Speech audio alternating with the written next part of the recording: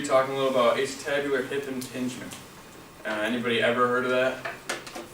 Never heard of that. I never heard of that until my senior year basketball season when I started having this awkward hip pain. I had no idea what it was coming from. So basically, I'll tell you a little about what it does. The femur here, the ball of the femur starts turning more this way. So it turns kind of towards the hip socket. So basically, whenever you're doing something, here's your socket, here's your femur, and it turns, so when you're running or anything like that, it keeps coming down and breaking your hip socket. So even when I'm laying in bed at night, I'm just laying there and I'll try to turn over, get the most pain in the world. So I ended up playing baseball and basketball through it. With the doctor, I went through a whole bunch of stuff, from MRIs to just getting X-rays, and no one knew what it was until I met this doctor. And all he did was he took this protractor and basically said, look, it's supposed to be 40 to 45 degree angle at this point right here. My point was 90 to 95 degrees. So that's why it was hitting. He told me when this starts. It actually starts in girls from 8 to 10, but you rarely ever see it on a girl. It actually happens to boys from 9 to 13 years old. 9 to 13. And it happens from soccer. I happened to play soccer when I was young. I mean, it happens from doing all these other sports, but they're talking about putting a limit on how much young kids can play at the ages from 9 to 13. I mean, they have all these travel leagues that they have out there. And they're actually going to put a limit, or they should put a limit on how much they can play. Because doing all this kicking and everything just doesn't make it good. So basically it starts 9 to 13.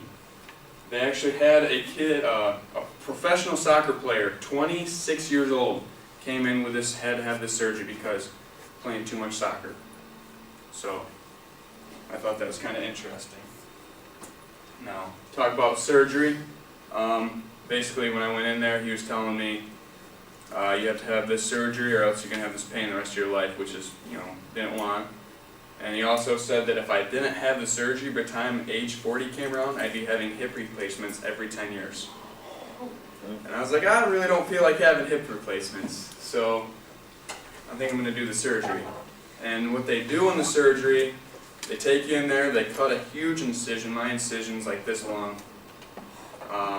They cut a huge incision. They actually take this metal thing, grab your femur, pull it out of socket. So your hip is out here, and they stick the femur through the muscle and everything like that until it's actually sticking out. He ends up cutting the femur. He has to cut it perfect.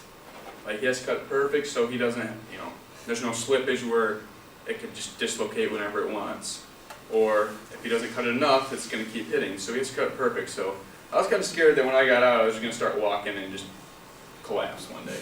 But I haven't done that yet, so it's pretty good. So I'm going to show you a picture here of what it kind of looks like when it's coming out.